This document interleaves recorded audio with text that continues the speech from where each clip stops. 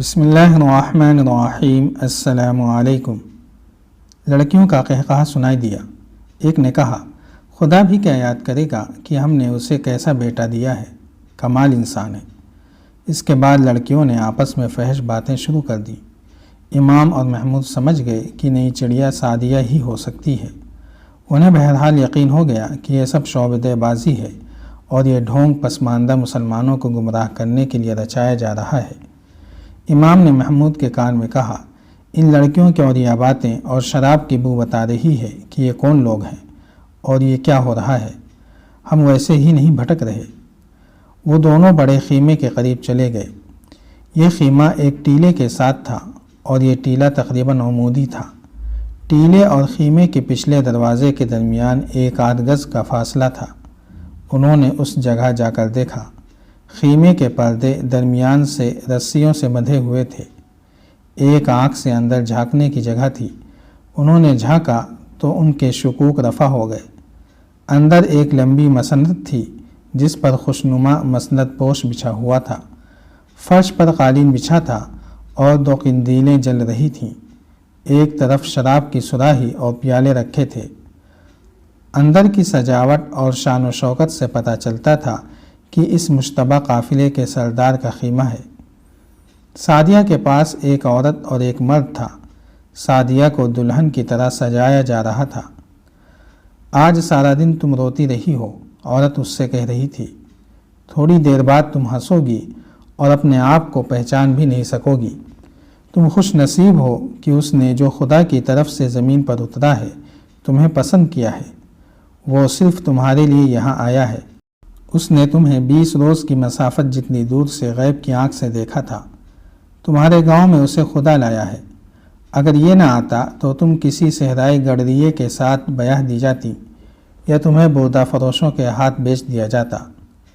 سعدیہ پر ان باتوں کا جادو سوار ہوتا جا رہا تھا۔ وہ خاموشی سے سن رہی تھی۔ محمود جوش میں آ چلا تھا۔ امام نے اسے روک لیا۔ وہ دیکھنا چاہتا تھا کہ سعدیہ کو کس کے لیے تیار کیا جا رہا ہے۔ زیادہ دیر نہیں گزری تھی کہ ٹیلے کی دوسری طرف سے کسی نے اعلان کیا، وہ جو خدا کا بھیجا ہوا پیغمبر ہے اور جس کے ہاتھ میں ہم سب کی زندگی اور موت ہے اور جس کی آنکھ غیب کے بھید دیکھ سکتی ہے، تاریک رات میں آسمان پر جا رہا ہے، جس کے ستارے خدا کی آنکھ کی طرح روشن ہیں۔ تم میں سے کوئی آدمی اس طرف نہ دیکھے جہاں خیمے لگے ہوئے ہیں۔ ٹیلوں کے اوپر کوئی نہ جائے۔ جس کسی نے اس طرف جانے یا دیکھنے کی کوشش کی وہ ہمیشہ کے لیے اندھا ہو جائے گا۔ کل رات وہ تم سب کی مرادیں سنے گا۔ امام اور محمود وہیں کھڑے رہے۔ خیمے کے اندر جو مرد و عورت تھے انہوں نے سعدیہ کو ایک بار پھر نصیحت کی کہ وہ آ رہا ہے، اس کے سامنے کوئی بدتمیزی نہ کرنا۔ وہ آ گیا۔ وہ سامنے کی طرف سے خیمے میں داخل ہوا۔ امام اور محمود یہ دیکھ کر حیران رہ گئے کہ اس کے سینے میں 4 تیر اور 4 خنجر اترے ہوئے تھے۔ سعدیہ نے تیر اور خنجر دیکھے تو اس نے خوف سے کانوں پر ہاتھ رکھ لیے۔ اس کی ہلکی سی چیخ سنائی دی۔ مقدس انسان مسکرایا اور بولا، ڈر مت لڑکی، یہ معجزہ مجھے خدا نے دیا ہے کہ میں تیروں اور خنجروں سے مر نہیں سکتا۔ وہ سعدیہ کے ساتھ لگ کر بیٹھ گیا۔ میں نے یہ شعبدہ ایک بار قاہرہ میں دیکھا تھا، امام نے محمود کے کان میں کہا۔ تم بھی ڈر نہ جانا، میں جانتا ہوں تیر اور خنجر کہاں پھنسے ہوئے ہیں۔ وہ اٹھا اور خیمے کا پردہ رسیوں سے باندھ دیا۔ ادھر محمود اور امام نے اپنی طرف سے خیمے کا پردہ کھول دیا۔ انہوں نے نتائج کی پرواہ نہ کی، دبے پاؤں اندر گئے۔ جو ہی وہ شخص مڑا وہ امام اور محمود کے شکنجے میں آ چکا تھا۔ محمود نے دبی آواز میں سعدیہ سے کہا، جس پر تم بیٹھی ہو اس کا کپڑا اس کے اوپر ڈال دو۔ سعدیہ تو جیسے سن ہو گئی تھی۔ اس نے مسند پوش اتار کر اس آدمی پر ڈال دیا۔ اس کا جسم طاقتور نظر آتا تھا مگر امام اور محمود نے اسے بری طرح جکڑ لیا تھا۔ پھر اس کے اوپر کپڑا ڈال کر باندھ دیا۔ قندیلیں بجھا دی گئیں۔ امام کے کہنے پر پہلے سعدیہ باہر نکلی۔ اپنے قیدی کو محمود نے اپنے کندھوں پر ڈال لیا۔ امام ہاتھ میں خنجر لیے آگے آگے چلا۔ وہ سب جس طرف سے خیمے میں داخل ہوئے تھے اسی طرف سے باہر نکل گئے۔ پکڑے جانے کا خطرہ ہر قدم پر تھا، لیکن انہوں نے ایسا راستہ اختیار کیا جو انہیں فوراً خطرے سے باہر لے گیا۔ اندھیرے نے ان کی بہت مدد کی۔ انہیں دور کا چکر کاٹ کر گاؤں میں داخل ہونا پڑا۔ وہ مسجد میں چلے گئے۔ حجرے میں لے جا کر شعبدے باز کو کھولا گیا۔ ابھی تک تیر اور خنجر اس کے سینے میں اترے ہوئے تھے۔ اسے اٹھانے کی وجہ سے وہ ٹیڑھے ہو گئے تھے۔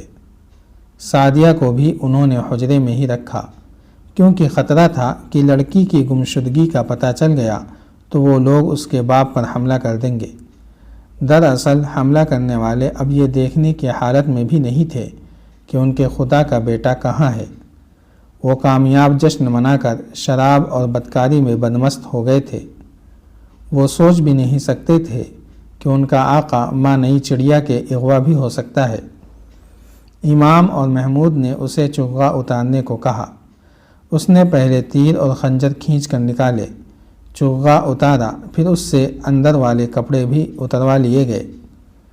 ان کپڑوں میں کارک کی طرح نرم لکڑی چھپی ہوئی تھی جس پر چمڑا لگا ہوا تھا۔ یہ لکڑی کچھ دوہری ہو جاتی تھی اور اتنی لمبی چوڑی تھی جس سے اس کا سینہ ڈھک جاتا تھا۔ تیر اور خنجر اس میں اترے ہوئے تھے۔ اس نے امام اور محمود سے کہا، اپنی قیمت بتاؤ، سونے کی صورت میں، گھوڑوں اور اونٹوں کی صورت میں، ابھی ادا کر دوں گا۔ مجھے ابھی آزاد کر دو۔ تم اب آزاد نہیں ہو سکو گے، امام نے کہا۔ ہم بھی لوگوں کی طرح تمہارے انتظار میں بیٹھے تھے۔ امام نے محمود سے کہا، تمہیں معلوم ہوگا کہ قریبی چوکی کہاں ہے، وہاں کے پورے دستے کو ساتھ لے آؤ۔ اس نے چوکی کا فاصلہ اور سمت بتائی اور وہ خفیہ الفاظ بھی بتائے جن سے امام سراغ رساں اور جاسوس کی حیثیت سے پہچانا جاتا تھا۔ اپنے 2 جاسوسوں کے نام اور ٹھکانہ بتا کر محمود سے کہا، انہیں میرے پاس بھیجتے جانا۔ محمود نے امام کے گھوڑے پر زین ڈالی اور سوار ہو کر نکل گیا۔ اسے امام کے دونوں جاسوس مل گئے۔ انہیں مسجد میں جانے کو کہہ کر وہ چوکی کی سمت روانہ ہو گیا۔ گاؤں سے کچھ دور جا کر اس نے گھوڑے کو ایڑ لگائی۔ کوئی 1.5 گھنٹے کی مسافت تھی، مگر وہ شش و پنج میں مبتلا تھا۔ وہ اس چوکی کے کمانڈر کو جانتا تھا۔ وہ لاپرواہ آدمی تھا۔ صلیبیوں اور سوڈانیوں نے اسے رشوت دے دے کر اپنے ساتھ ملا رکھا تھا۔ محمود نے قاہرہ کو اس کی رپورٹ بھیج دی تھی، مگر ابھی تک اس کے خلاف کوئی کارروائی نہیں ہوئی تھی۔ محمود کو یہی نظر آ رہا تھا کہ وہ اپنے دستے کو اس کے ساتھ نہیں بھیجے گا یا وقت ضائع کرے گا تاکہ دشمن نکل جائے۔ محمود سوچ رہا تھا کہ اگر چوکی سے اسے دستہ نہ ملا تو وہ کیا کرے گا۔ صبح سے پہلے دستے کو گاؤں میں پہنچنا ضروری تھا۔